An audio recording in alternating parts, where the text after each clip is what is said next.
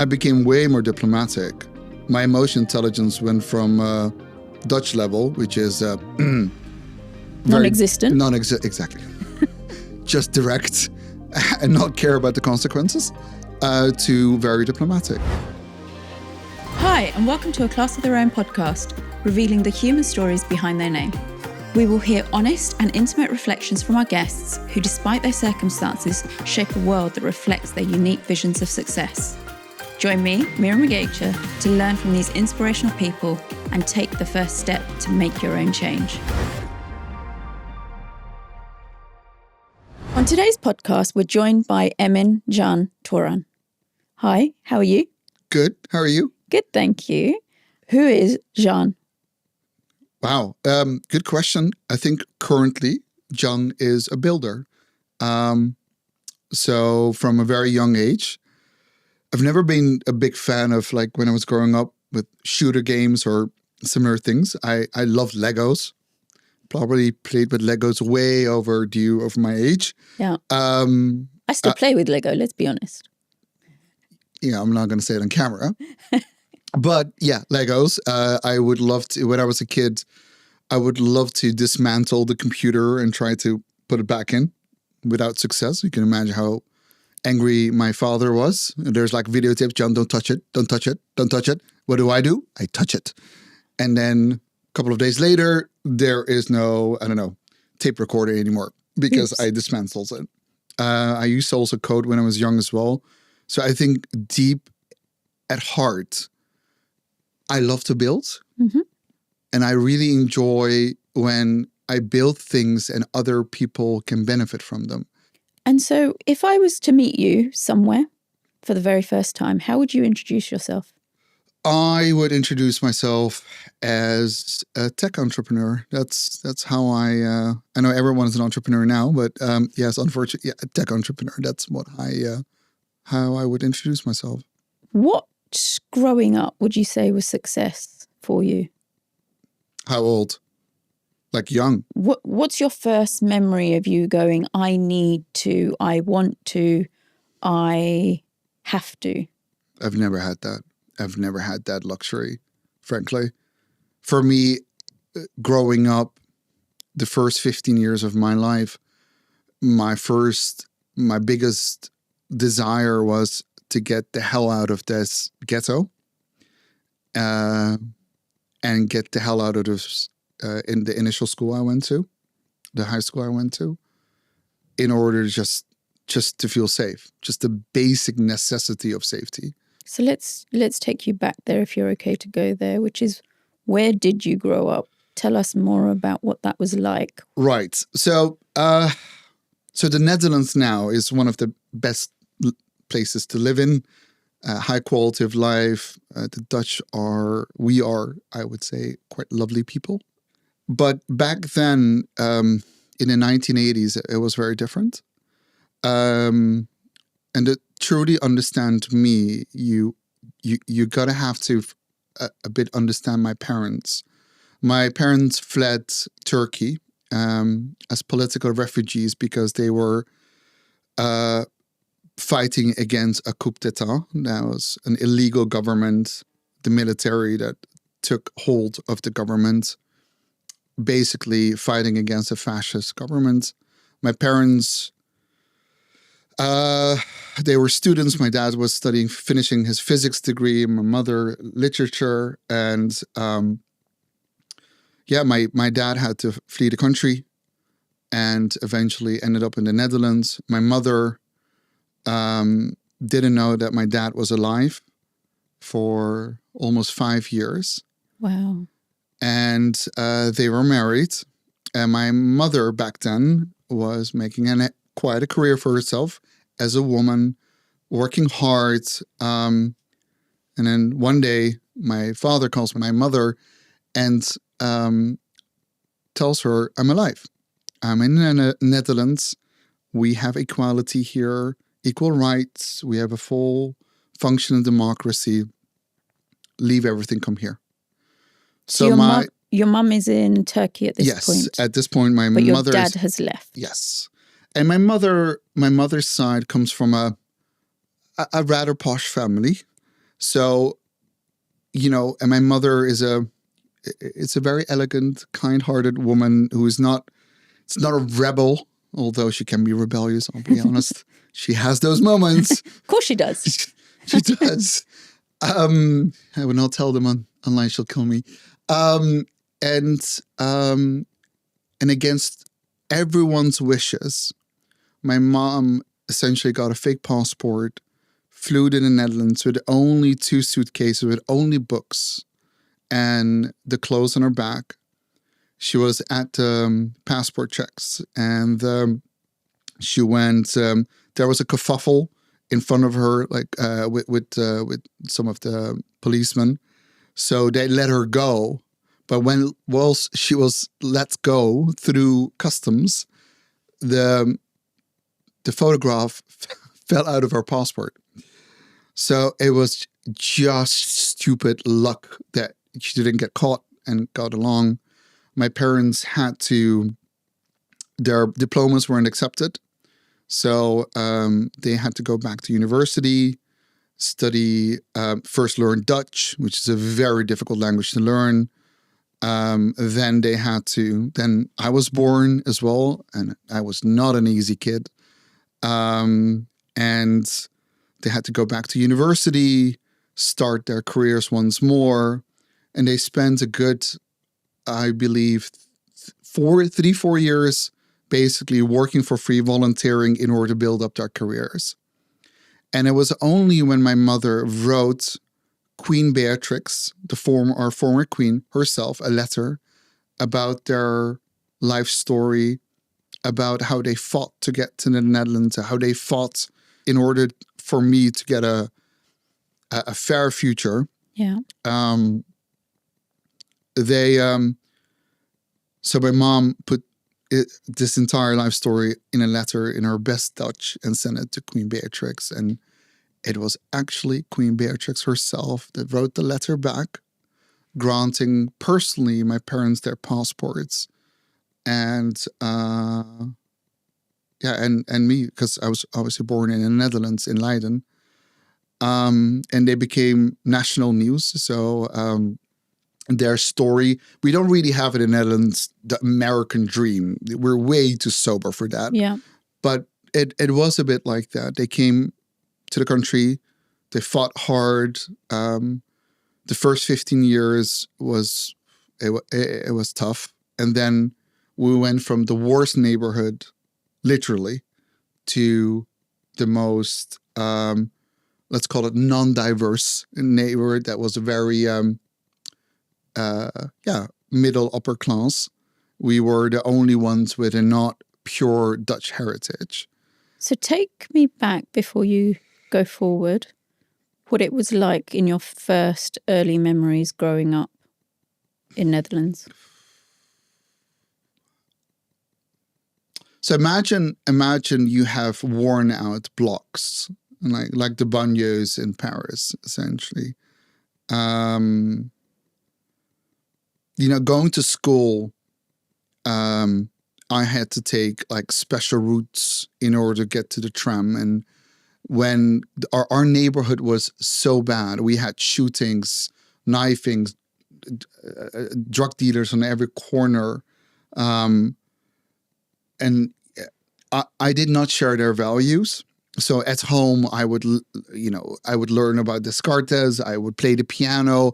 My parents would, take me to theater, to ballet. So whatever money they had, they just invested in my mind. And outside, it was the jungle. So I didn't really have any friends. I didn't have big brothers to look after me. At the age of 10, when my mother and I were walking upstairs, because I was quite an active kid, the downstairs neighbor, essentially, when we were going up, opened the door and put a revolver on my head. I was this young, next to my mom. Yeah. And why? Because you were an active child. Yes. And when you say active, I assume you mean movement, and you moved. Yeah, I'm super talkative and I'm super active. Like, this is just who I am. And I think he was just getting really annoyed with all the, the sounds upstairs, because these flats obviously are, I mean, they're worn down flats and they're not great. He pointed a revolver to your head. No, he actually touched my forehead. Like, Okay. yeah. I was fine. My mom kept calm. We went up, we called the police, and obviously he got arrested and everything else. But, that was the first big incident. Another one was, just coming from school, you hear claps, like shootings. I didn't know what it was. I think I was 12. And I think a bullet whizzed by and it ricocheted and basically harmed my shoulder.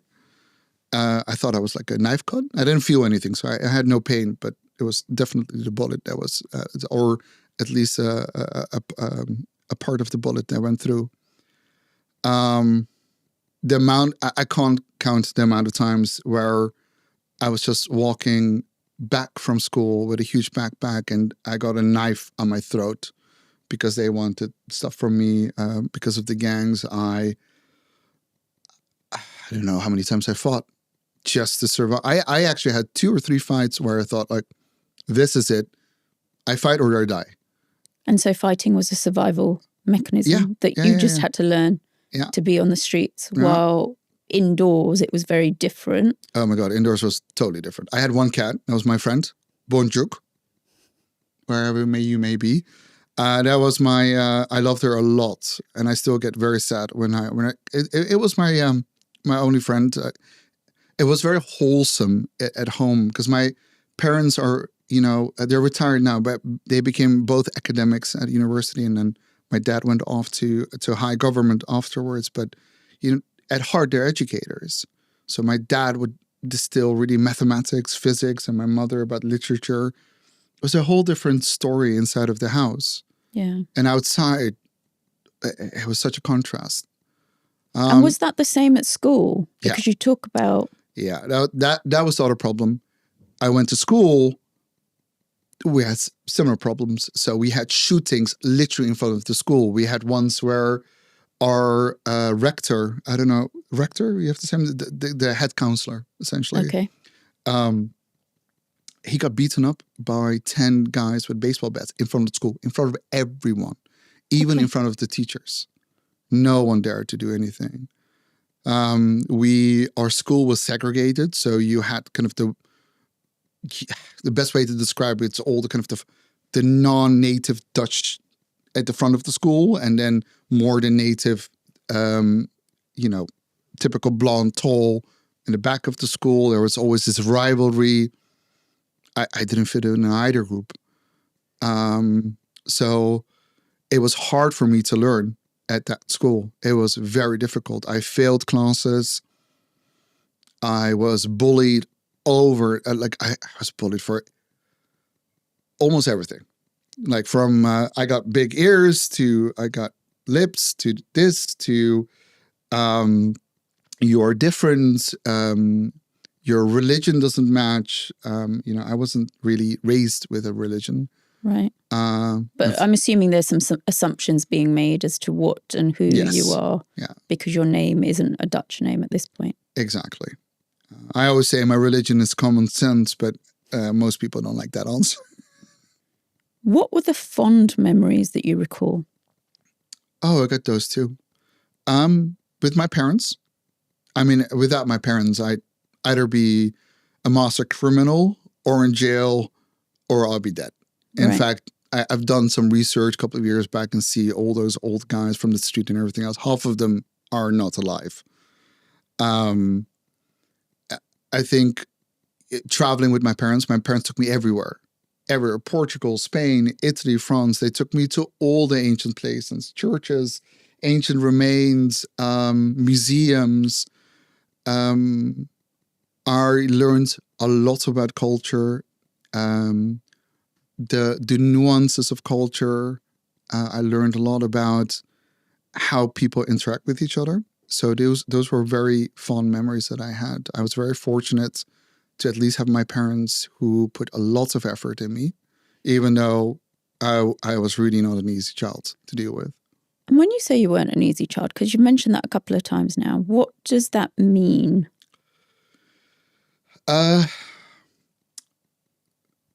So beyond the complexities of my environment, Yeah. I also at a young age just processed information faster. So when I was in primary school and early years of high school, I just finished the materials faster. So you got bored. So bored.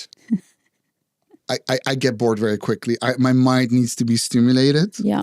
That's why it's probably not so surprising that I'm building the AI myself. My biggest driver is intellectual Stimulation. Stimulation, exactly. Yeah. So I used to finish everything and I would just socialize with other kids.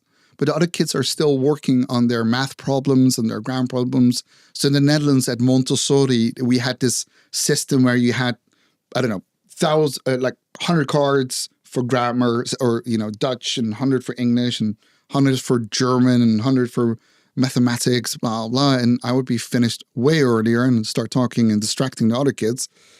And, my teachers would hate that. So in fact, they would send me to the principal's office almost on a weekly basis. My record is 5 per week. On average, we're looking at 2 to 3. They had no idea what to do with me. Yeah. In fact, they went so far to start duct taping my mouth. Actually happened. At school? At school, at a Montessori. And Montessori is known. We don't have private or public schools in the Netherlands, but Montessori is considered, the equivalence. It's a good school. Close equivalence. Yeah. And when you think back about your early years, and if I was to say, just describe it in a word, what's the word you would use? Survival. Yeah, survival. How would you describe your life now in one word as well? Hopeful. Very different words. Mm-hmm. How do you get to your mid-teens from school? What happens to help you become the person you are today? A big part of this is when teachers didn't know what to do with me anymore, they got this outsider, so an inspector that I didn't even know he was analyzing me for a couple of weeks, making notes on me, going into class and assessing every movement, every behavior, also my grades and everything else. And that inspector came back, and then also with a psychologist and quite a well-known psychologist as well. They assessed me, and they came back with a report saying that this kid is actually hoogbegaafd, and he's bored. Hoogbegaafd is Dutch for he's smart, okay. And he's just bored. You need to give him something. Yeah. Why is that important? Exactly. And why is that important for me? Because that was the first time in my life that I had a piece of paper that was talking positive about me. I still have that piece of paper. It was the first time that I felt I'm not a loser. I'm not crazy. Nothing is really fundamentally wrong with me. And where did those thoughts come from? Was that a result of schooling and your environment minus your parents, or was that something else? No, this was mostly because of, not fitting in, the bullying, obviously. Yeah. But it was also, you try going to a school where every week there's a shooting or baseball bats going on or huge gang fights in a school. Or just outside, in front of the school. Yeah. It's supposed to be your safe haven, and this is what's happening. You can't learn, honestly. Yeah. I found it very difficult to focus on my, kudos for those that could, but I couldn't.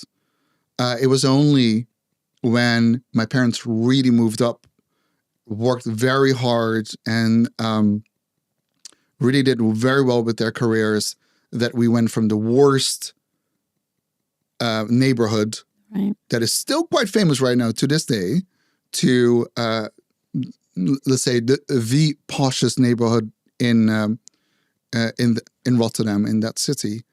And I also moved schools. Okay. At the same time as well.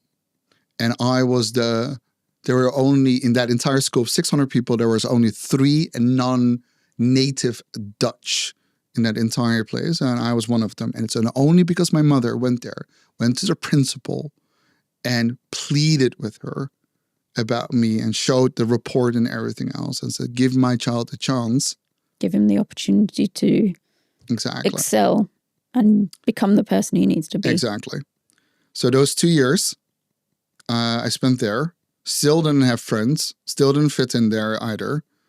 I mean, that's a whole different story, but yeah. But it was only when I went to university, I went from a person without any friends to probably one of the most popular kids in the entire campus in any university I studied at across the globe. So what happened? How did you become Mr. Popular? I think life hardened me. Yeah. So as an example, I love this example very much. When I was young, 16 years old, I would try to go on a date with a girl and I would talk about politics and philosophy and all of those emotional things. The girl could not run faster enough. Like she was out the door. Yeah. Like, where is she? What? Yeah. So I learned tough lessons. And the second reason is the values that people live by in university is very different than in high school.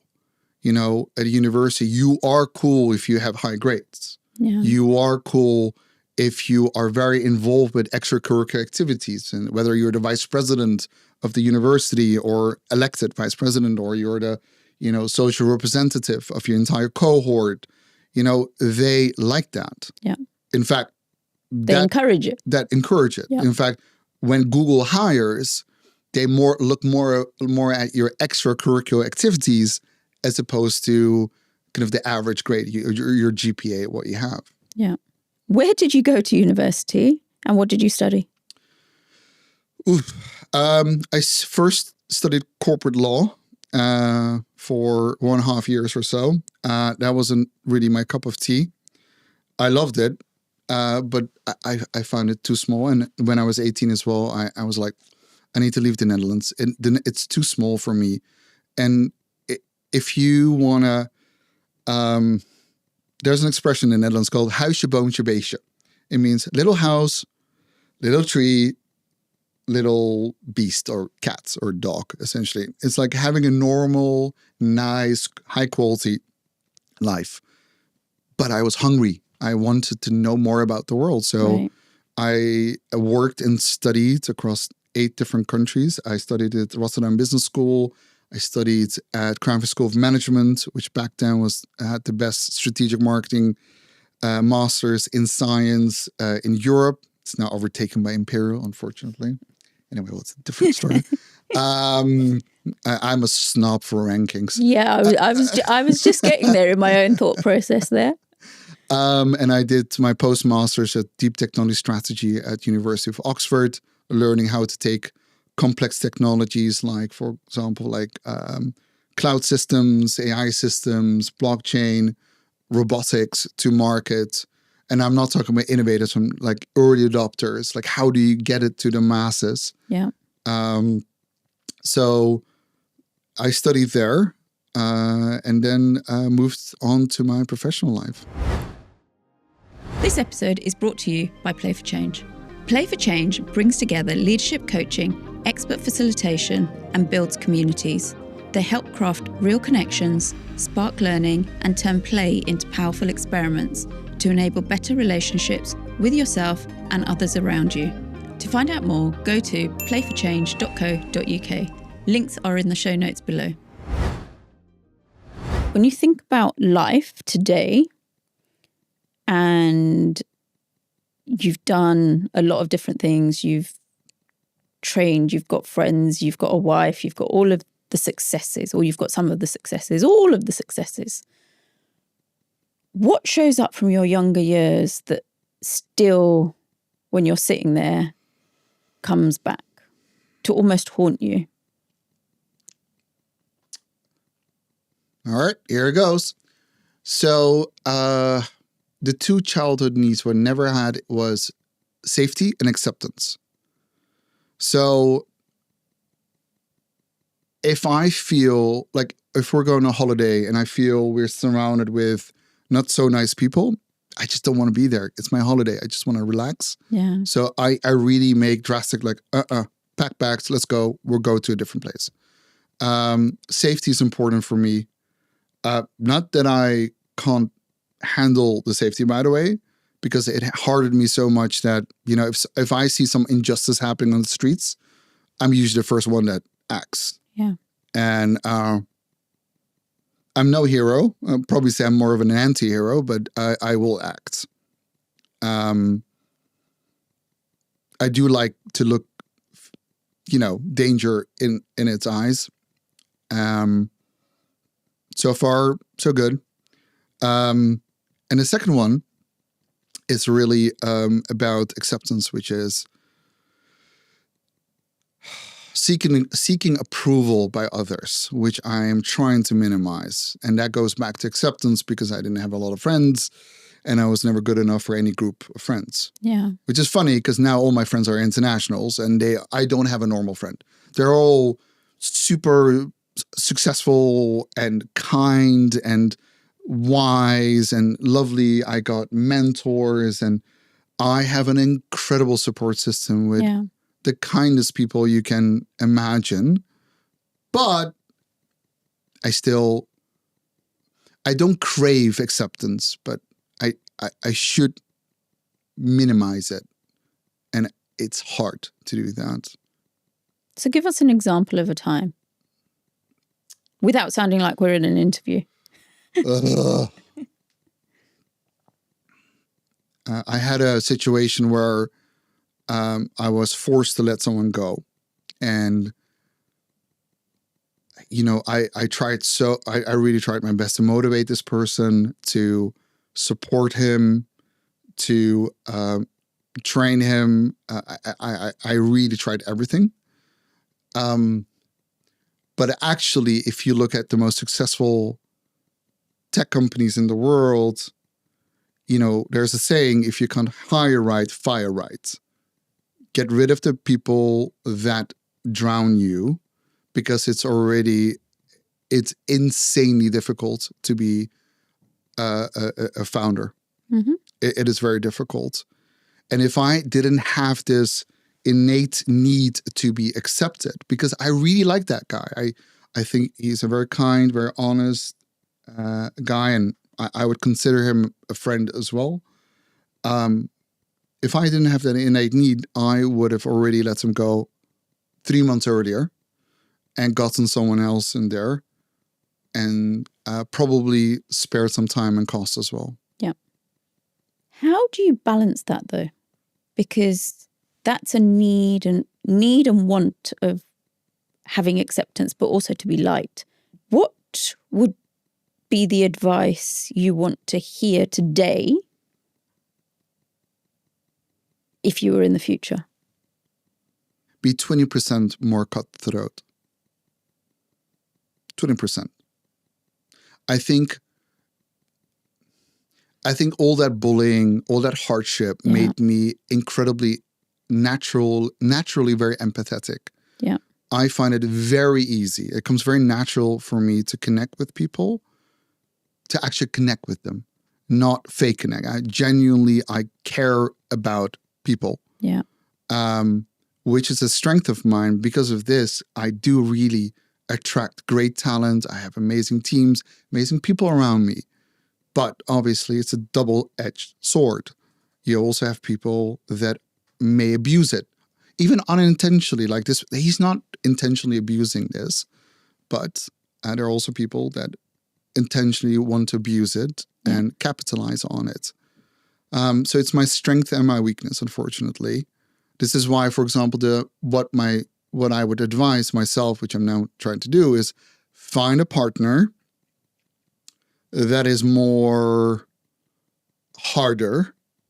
So he can be more the stick and I can be more the carrot. Yeah. I think that would be a good balance. Yeah. So actually find yourself people and surround yourself with people that you can build that on. What was really surprising about what you just said, though, was you built empathy, whereas it could have easily gone the other way as well. It could have easily gone to, I don't give a shit about people. Yeah, become a sociopath. Yeah, exactly. Yeah. And so there was something within you to say, no, that's not me. I care too much and I care too much about others. And I assume that's come from the household. And very perceptive. Exactly. And has helped you keep some level of balance. Yeah, it's a very good point. It's very perceptive. I've met some individuals who came from similar backgrounds, who are well, they're quite. I don't want to call them damaged, but I mean we're all we're all damaged in some ways. But boy, are they leaning towards sociopathic behavior. Yeah. I mean, being a founder, you need to have some level of narcissism. I mean, if you look at the stats of CEOs, and most of them have it, you have to believe in yourself as well to an extent that it's almost,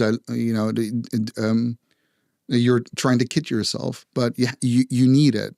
But further than that, you really get to a place where you don't really care about anyone else except for yourself. Yeah. And I think I have really, as you put it down, my parents to thank for that. In fact, because they're both kind of essentially educators. I love educating people as well when we're science. So, for example, when we are building our AI, we're not just building a software for you to use, but we're also putting small product elements in there that explain to you what you're doing and how it actually works.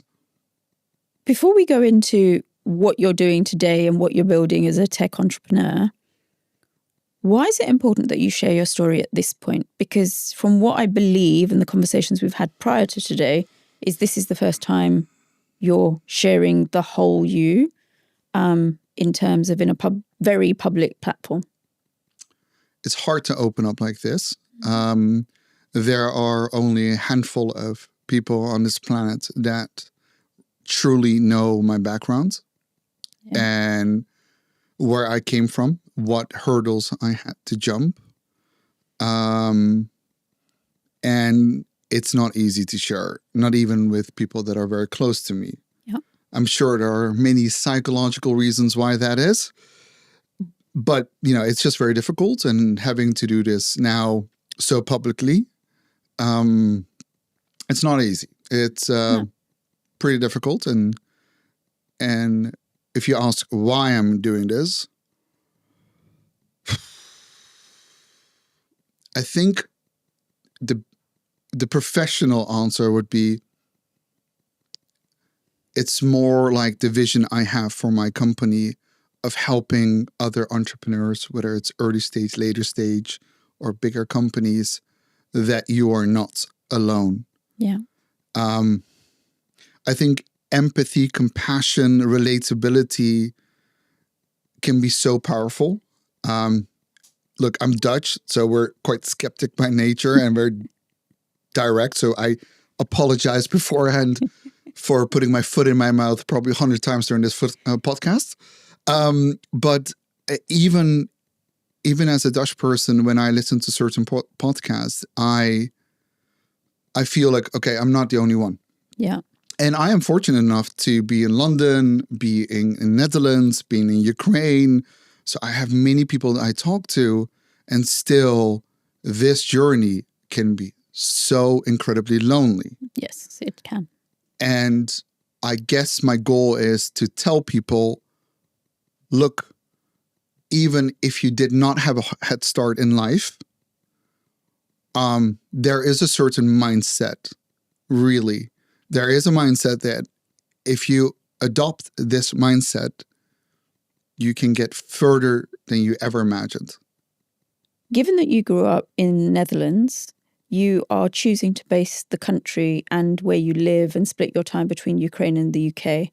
Why wouldn't you just have stayed in Ukraine? Why choose the UK over Netherlands?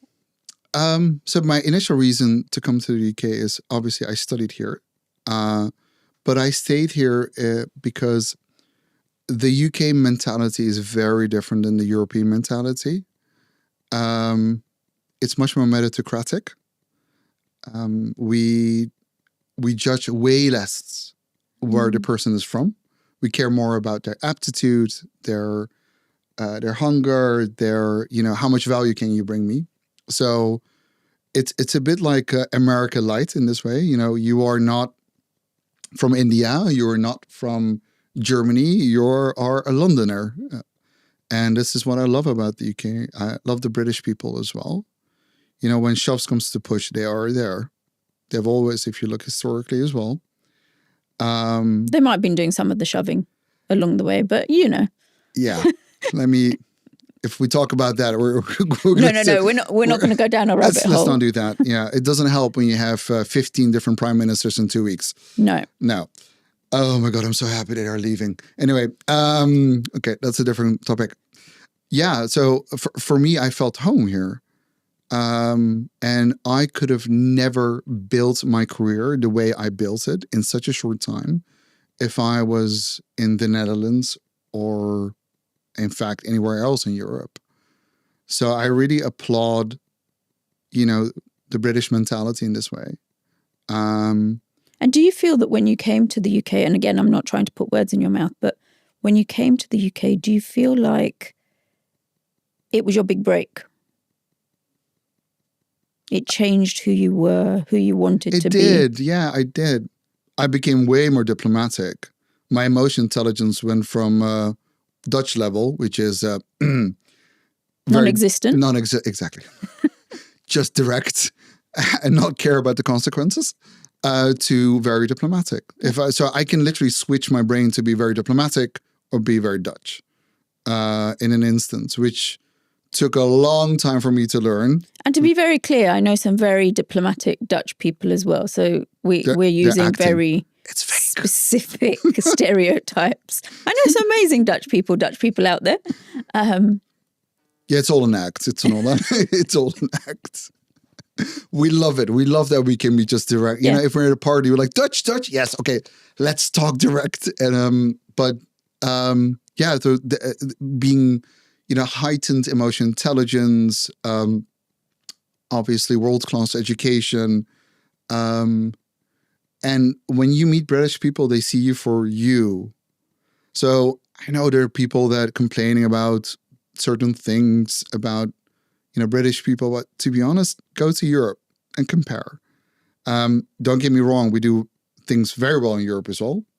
For example, we have certain stabilities in our governments that we can't find right now here in the UK. But the British people overall see you for you. They look at your personality.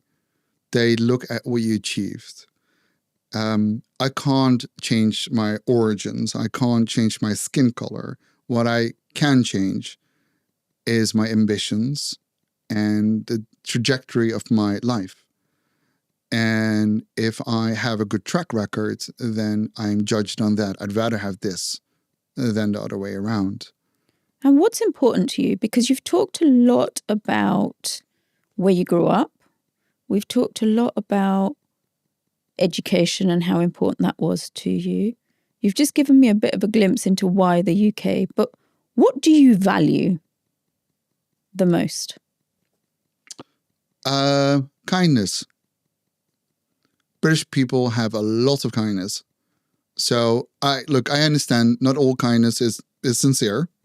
I can see that in the micro-mimicry of people's faces. I understand that. But I'd rather, if you do a comparison, even if you don't fully mean it and you're still kind, you still spread positivity. If everyone is overly truthful and direct, you're going to have chaos. and being kind doesn't cost you anything. And I like that about the UK.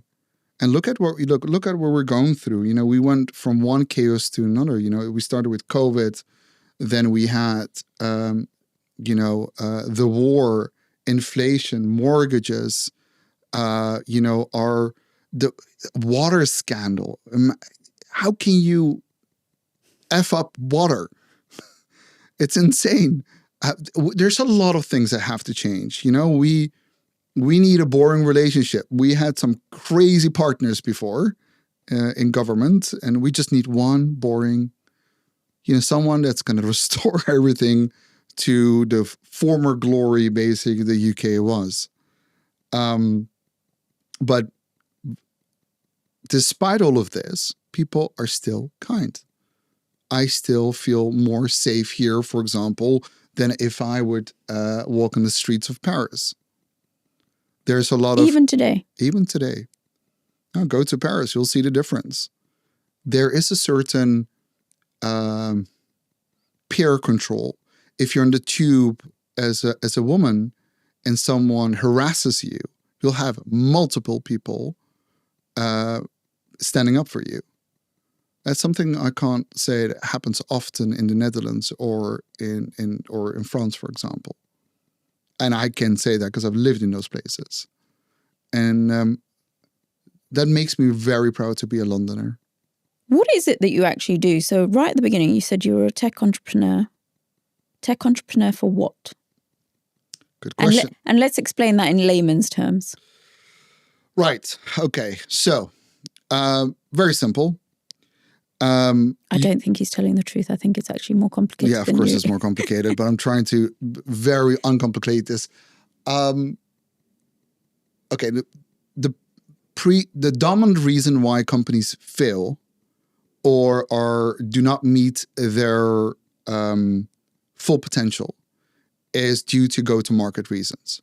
Whether it is your marketing strategy, your pricing strategies, your marketing execution, your value propositions, your USP, your communication to the public, there are a million things that can be wrong.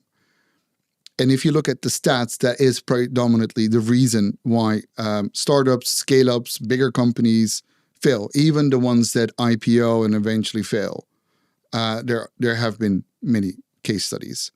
And go-to-market, it's a system.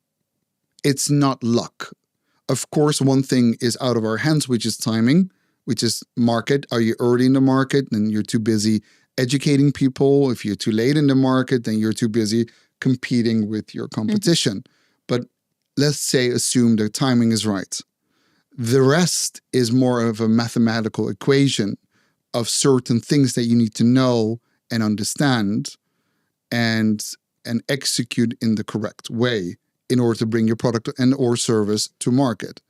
Now, that knowledge, skill, and know-how often sits with the likes of McKinsey, BCG, Bain, Deloitte Monitor, or with the companies that actually redefine marketing, like Google, Meta, X.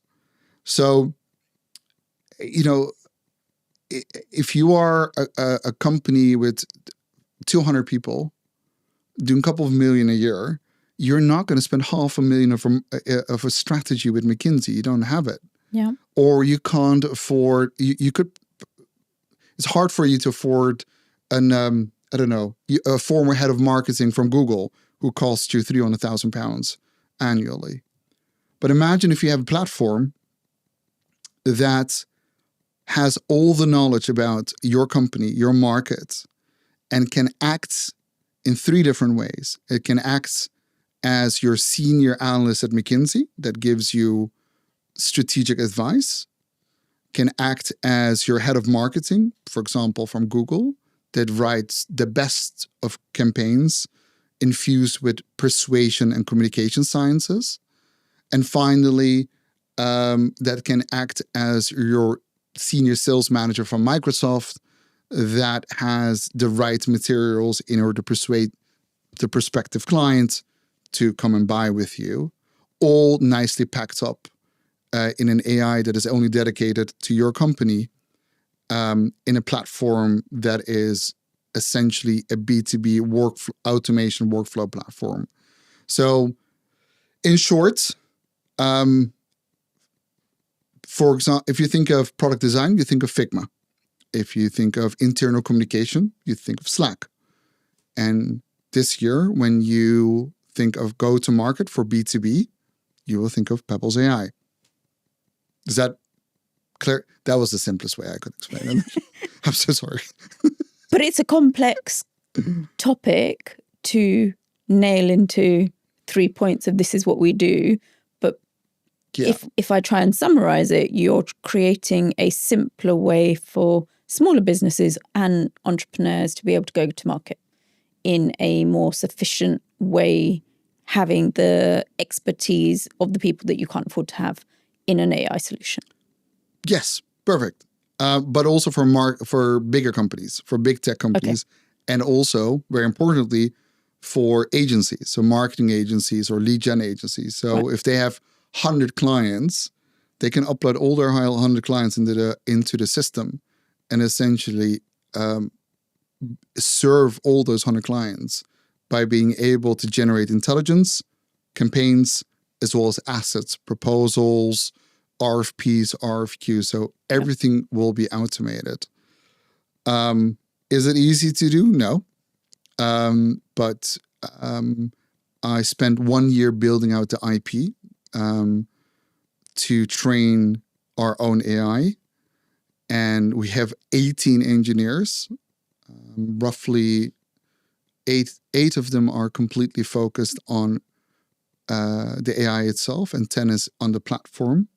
So we are at our core a SaaS, software as a service platform with a layer of your own dedicated AI over it, essentially. And what inspired you to do this? Where did the inspiration come from? How does one sit there and go, oh, this is a great idea? Right. I'm going to give you the diplomatic version, the British one, and then the undiplomatic one, the Dutch one. Start with the diplomatic one. So before this, I had my my strategy consultancy here in the UK. It's I called it the McKinsey for SMEs. That went very well, but the problem was I couldn't scale myself or my team. We couldn't. We had our own proprietary marketing strategy models, our science-led go-to-market principles, frameworks, and we had everything. And it, without a single cent on marketing, we grew like crazy. But it's unscalable. And when I knew that OpenAI was coming from my friends at Silicon Valley, I knew that this was the possibility to scale those scientific go-to-market methodologies and our Alexandria's library of containing GTM go-to-market knowledge into a system that anyone could benefit from. And that's why I stopped serving clients for 1 year. The first year when the war started. Focus on that, and now that IP is now being built into the entire basically system. Now the undiplomatic one is my lovely wife, who is a very, very a senior marketing professional, works for a very cool tech company in New York. We dabble, we discuss certain things. We're in the same field. I felt that, instead of asking me, there could maybe be a system that she could use as well, where I could actually finish an email once in a while. And I have other friends as well who often call me up to ask me certain questions. And obviously, I love helping. But after a while, it's like, okay, guys, I need to work as well. So I really saw that, even in my personal environment, that people are really struggling for things that are so obvious for me. Right. And I've been very fortunate to work in early tech, so startups, very, very leading startups. I've worked in scale-ups, and I've worked in the big tech. Yeah. So I have recorded the problems they all face at the different stages. And that's been translated into the system essentially to help them alleviate. So you basically got fed up of people asking you how to handle certain situations. And so you were like, I'm going to create a tool for you guys so you can stop asking me. That's a great solution. You may say that. I can't, deny nor answer, but yeah. You take the fifth. Yeah. I can take the fifth. I don't want to sleep in a hotel tonight. What should I have asked you that I haven't? Driver. I think, why am I doing this? So people often ask, like, why do you start a startup, or what is your real core driver?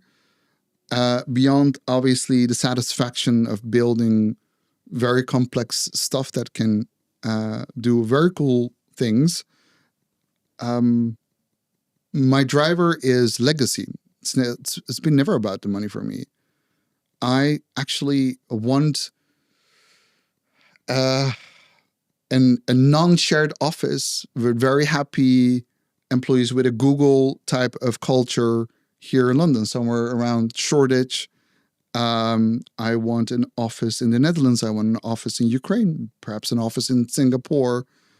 And I want to leave a legacy of a company that helps other companies reach their potential. That would be amazing. And that's your core driver. That's my core driver. So it comes back to helping again. Yeah, I think my parents really distilled that early on a lot. They helped a lot of people a lot. I'm not exactly like my parents. I do know that certain people can't be helped or do not want that help. So I'm not naive to that. But helping. I mean, it's the best way, right? To live your life on this planet, to just help people. I mean, why not? It makes you just spread joy in the world. If there was one superpower you could have, what would it be? Float in space, being able to fly in space. You know the Silver Surfer? Do you know that? Mm-hmm. I'm a super geek with these things. Marvel, DC, so Silver Surfer has these powers and can, fly around in the space and, explore different galaxies. And I'd love that. I am fascinated by space. There's something about the stars and the vastness that really attracts me. So I would love to have those powers to, discover just far reaching intelligence and species. I'd love that. What are the 3 words your wife would use to describe you? Oh my God. Annoying. Snoring. No. I'll try to. What? She'll probably call me funny. She'll probably call me best friend. I think she will call me that. I got lucky. We got lucky with each other that we found each other. It's very hard to find your best friend. I didn't settle and finally paid off. So number 2 is best friend, and number 3 is perseverance, probably grit. I don't quit. When investors ask me, oh, what if? There's no what if. There's no plan B. This is happening. Yeah. I don't care how it works. I mean, if I survive that, entrepreneurship, don't get me wrong, it's super, super difficult. But, my childhood story now. So compared to that, this is easier. We started this conversation with who are you? I'd like to go straight back to that and see if there's anything that you would alter and change in describing who you are. I would still say I'm a builder, innovator. But be nice to be one day also hope for other people as well. Hell, I might even go into politics in 20, 30 years. I don't know. We'll see. Thank you so much for your time today. It's been a pleasure. Same here. Thank you very much. If you enjoyed that conversation, please share A Class of Their Own podcast with your friends and family. Subscribe, follow, and like. It really helps us continue to grow. Keep being you through connection, learning, and play. You are a class of your own.